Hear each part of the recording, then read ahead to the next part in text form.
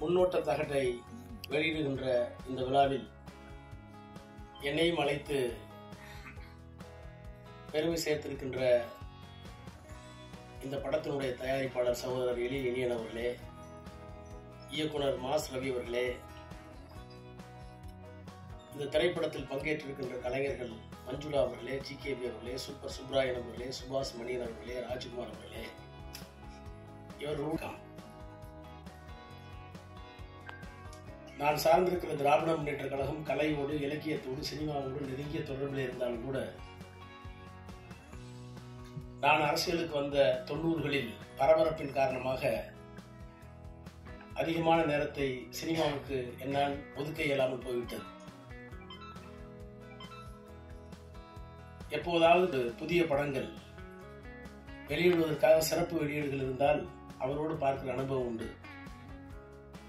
நாங்கள் பார்த்த திரையுலகமும் இன்றைக்கு இருக்கிற திரையுலகமும், நாங்கள் அனுபவித்த இசையும் இன்றைக்கு இருக்கிற பிள்ளைகள் அனுபவிக்கிற இசையும்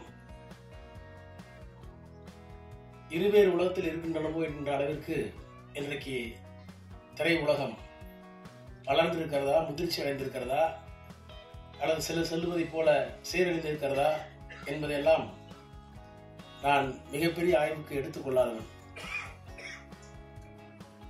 ஆனால் காதலும் வீரமும் தமிழர்களுடைய வாழ்க்கையில் இரண்டர பின்னி இருந்தது என்பதை திராவிட இலக்கியங்கள் சங்க பாடலில் இருந்து பல்வேறு விதமான குறிப்புகளை எல்லாம் பேரறிஞர் அண்ணா அவர்களும் தலைவர் கலைஞர் அவர்களும் எழுத்தில் எடுத்துக்காட்டியிருப்பதை நாங்கள் எல்லாம் படித்து வளர்ந்தவர்கள். இன்றைக்கு இருக்கின்ற முதலமைச்சர் திராவிட மாடல் ஆட்சியினுடைய நாயகர் மாண்புமிகு முத்துவேல் கருணாநிதி ஸ்டாலின் அவர்கள் அவருடைய தந்தை கலைஞர் அவர்களுடைய எழுத்தில் விளைந்த ஒரே ரத்தம் என்ற திரைப்படத்தில் நடித்திருப்பார். அந்த படத்தில் சாதி ஒழிப்பு குறித்த மைய கருத்து அடிநாதமாக இருந்திருக்கும். எப்போதுமே ஒரு கருத்தை செயற்கையாகவோ இயற்கையாகவோ நம் மீது வரித்துக் கொள்ளுகிற போது அதனால் ஏற்படக்கூடிய விளைவுகள் அதிகம். நானே கூட 8ஆம் வகுப்பு படிக்கிற வரை திராவிட இயக்கம் என்றால் என்ன, பெரியார் யார், கலைஞர் யார், அண்ணா யார் என்று அறியாதவர். ஏதோ ஒரு பேச்சு போட்டிக்காக என்னுடைய தமிழாசிரியர் ஒரு தலைப்பிலே அவர் எழுதி கொடுத்த அந்த வாசகங்களை பேச போய் அதனால் நான் பரிசு பெற்று அதற்கு பிறகு அண்ணாவை, பெரியாரை, கலைஞரை, அவர்கள் வாயிலாக சங்க இலக்கியத்தை, திராவிட பண்புகளை எல்லாம் அறிந்து இன்றைக்கு 6 முறை நாடாளுமன்ற உறுப்பினராக, 3 முறை ஒன்றிய அமைச்சராக, அதிலே வரக்கூடாத மிகப்பெரிய சோதனை வந்து அதை எதிர்த்து நிற்கக்கூடிய மன வலிமை உள்ளவனாக நின்றிருக்கிறேன் என்றால் அதற்கு காரணம் திராவிட இயக்கம் தந்திருக்கின்ற கலை, இலக்கியம், அரசியல் என்கின்ற அந்த உணர்வு தான். அந்த அடிப்படையில இன்றைக்கு இருக்கிற முதலமைச்சர் நடித்த அந்த ஒரே ரத்தம் திரைப்படம் கூட மிகப்பெரிய தாக்கத்தை என்னுள்ளே ஏற்படுத்தியது. ஆனால் இந்த படத்தினுடைய கதை என்னவென்று நான் கேட்டேன். இந்த முன் வெளியீட்டு தகடை பார்க்கக்கூடிய வாய்ப்பை பெற்றேன்.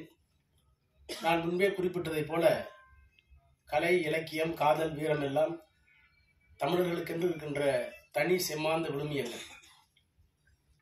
எங்குற்றான் உந்தன் மகன் என குரல் கேட்ட தாய்க்கிழவி, பொங்குற்ற துயர் அடக்கி புலி போன இடம் நான் அறிய போர்க்களம்தான் போயிருக்கும், புலி இருந்த குகை இதுதான் என்று தன் வயிற்றை சுட்டி காட்டிய தமிழ் என்று கலைஞர் எழுதினார். அந்த கலைஞர் தான் ஏறு தழுவுதல் ஆடவருக்கு அழகு, அவர் வாயில் வெற்றிலை சேறு தடவுதல் மகளிருக்கு அழகு என்று காதலையும் சொல்லியிருப்பார்.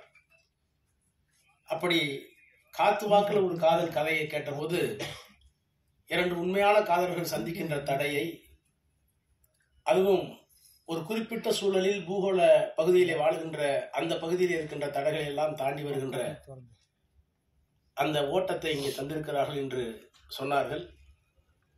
சினிமாவாக இருந்தாலும், கலையாக இருந்தாலும், இலக்கியமாக இருந்தாலும் சமூகத்தில் இருக்கிற புழுக்கத்தை, சமூகத்தில் இருக்கிற கொதிப்பை வெளியே கொண்டு வந்து அவற்றை தீர்க்கக்கூடிய ஒரு தீர்க்கமான ஆயுதமாக இருக்க வேண்டும் என்று விரும்புகிற இயக்கம் திராவிட இயக்கம். காதல் கவிதையை பற்றிய பல்வேறு கருத்துக்கள் உண்டு. The longest love poem of the loftiest endeavor can be condensed in those few words that I love you and I will love you forever என்று எலியட் சொல்லுவார். உலகத்தில் இருக்கிற எத்தனையோ காதல்களை எல்லாம் சுருக்கி வைத்து பார்த்தால் 2 விஷயம்தான். உன்னை நான் காதலிக்கிறேன் அல்லது நான் காதலித்துக் கொண்டே இருப்பேன். இதுக்குதான் அவ்வளோ பெரிய இலக்கியங்கள் என்று ஒரு சிம்பிளிஃபைடு சொல்லுவார்.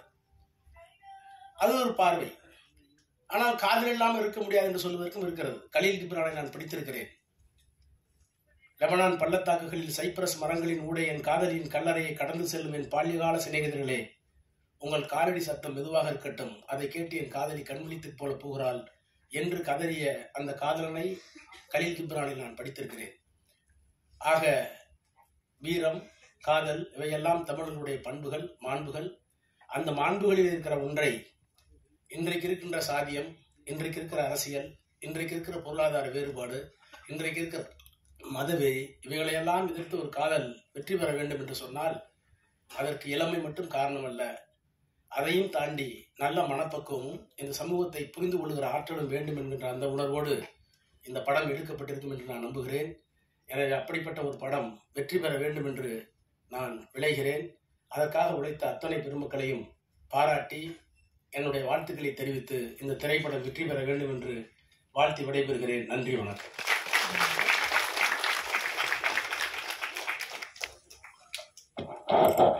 நன்றி ஐயா.